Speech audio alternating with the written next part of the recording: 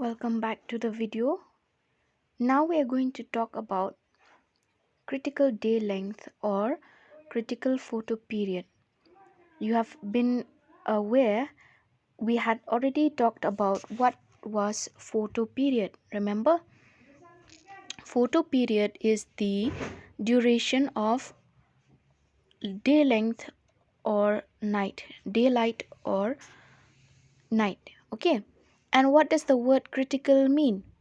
When you say something is critical, it means that it is uh, you should it is you can say of utmost importance that you attend to it. If something is critical, like if there is a person in critical condition, means we have to immediately attend to it. Okay, so when we talk about critical photoperiod here, it means that this is the most crucial amount of day length which is needed to induce flowering in the plant. And this critical day length, please keep in mind that it changes with from one species to another. It will never be the same type of critical day length for all types of species. We can see in this example, which I will explain in the next video.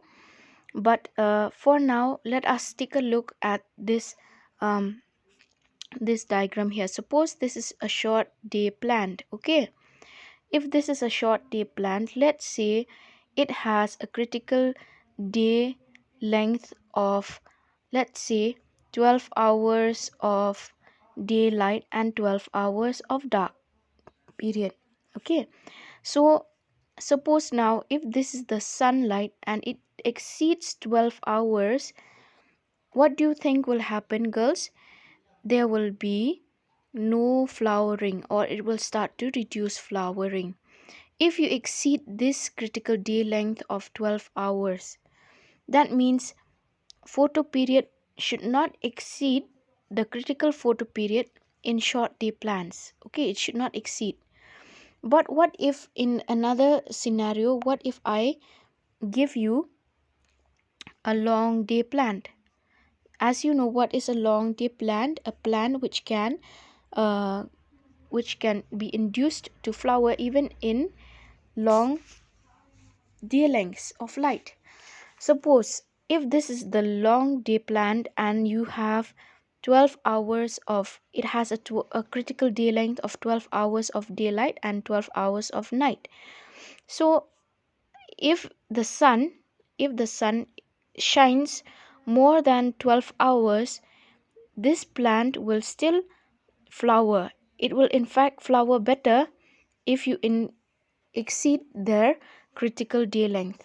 Okay, so please pay attention to this portion here, which is very crucial to understand the concept of critical day length. Okay, here in this graph, do you see that on the x-axis you have the this is the range of flowering, percentage of flowering from 0 to 100%. On the y-axis, you see this is the hours of day, hours of uh, length of the photo period. Okay, which means that it is the length of the, we can see the daylight. Okay, so let's see, we have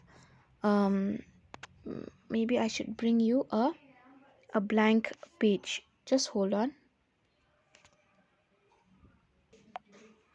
Here we have, I am going to draw for you. There are going to be two species. Okay, remember I told you, what did I say in the sentence? I said that the critical day length for each plant is different, right? So critical day length, let's say, for, we can say the other name for critical day length is, we call it as the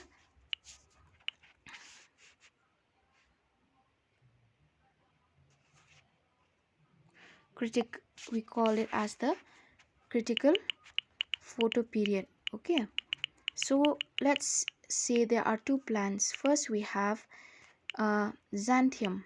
Okay, this xanthium is a short day plant.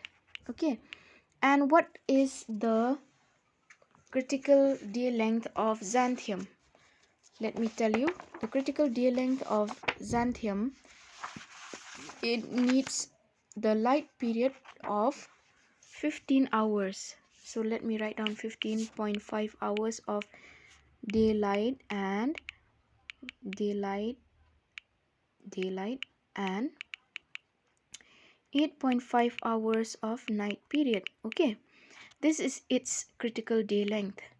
Now there is another plant which I will bring to you. This name of this plant is Hyoscyamus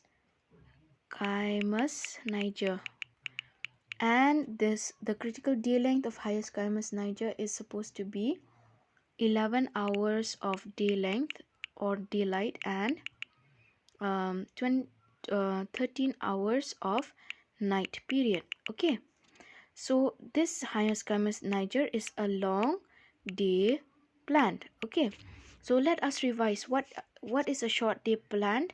A short day plant is a plant which will flower.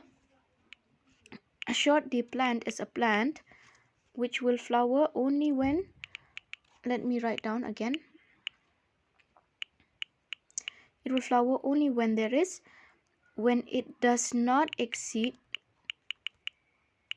the critical photoperiod.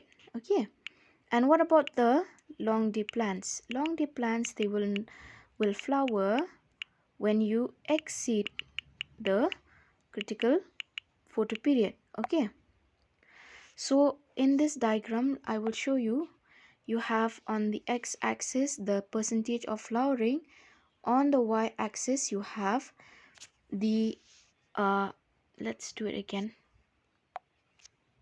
On the x-axis you have percentage of flowering, on the y-axis you have the length of photoperiod. Okay, so this is, it ranges from 50 to 100. Okay, so I'm going to draw for you this graph to show you what happens when today, suppose this is the particular day in which you give, there is supposed to be 13 hours of daylight. You understand what does it mean by 13 hours of daylight? It means that out of 24 hours only 13 hours are given, the sun is coming up, but the rest, when the sun sets, it should be 11 hours of darkness. Okay, sorry girls, what did I say? I should say 11 hours of daylight. So sorry girls, so it should not be 13 but 11. Okay, so I hope you're not confused. Let me repeat, this is a day in which you have 11 hours of daylight. Okay, so let me draw you the graph again. So let's write down 4 hours, then 6, then 10, then 12, then 14, then 16, then 18. Okay, for the sake of remembering, I will choose the color to represent the short day plant. To represent the short day plant, I will use the color green. This color green is for the color to represent,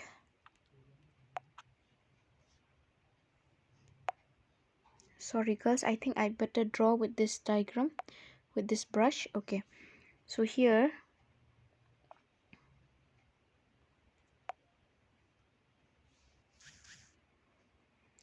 you have a short you have let's say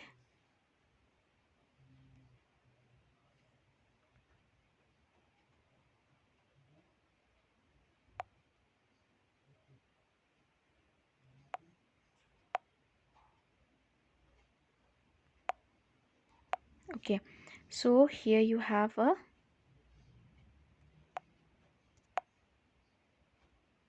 Okay.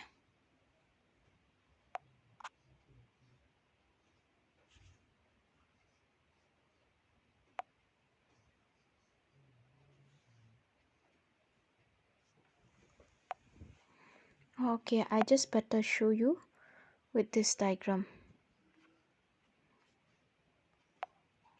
In this diagram, can you see that there is the red line indicates the flowering pattern of Hyoscyamus niger, which is a long day plant. Do you see in this diagram that there is first a decrease in the amount of flowering, but this long day plant, what is the critical day length of this long day plant? It needs about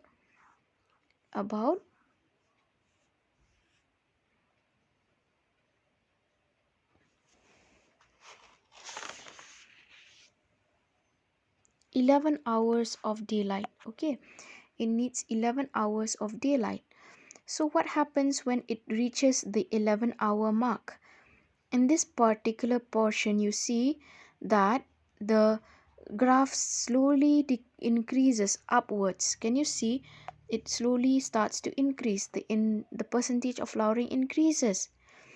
So since it's a long day plant, it will not stop flowering even after you have given it 13 hours. Can you see here? This is actually 13 hours. It will actually increase. The flowering will increase even after you have crossed the critical day length of this plant.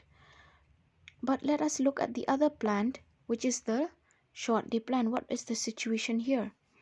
In this short day plant, you will see that initially the in this portion here, the percentage of flowering is so high. It is at 100%. Okay, but because it's a short day plant, it should never exceed the critical day length. So what is the critical day length of xanthium? As you know, critical day length of xanthium is around 15.5.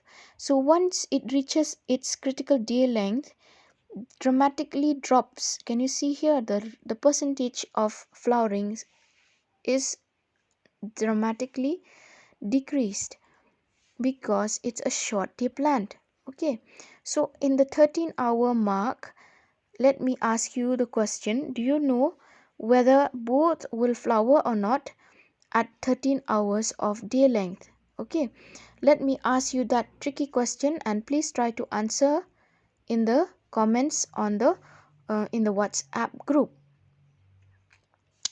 And let me ask you, if you have understood this part, then you will be able to answer that question. Will both of them flower? The question is, will both Hyoscyamus niger flower? And will both Hyoscyamus and xanthium flower, or will only Hyoscyamus niger flower, or will only xanthium flower? If we give 13 hours of day length to both plants. So this is one of the questions that I want you to answer.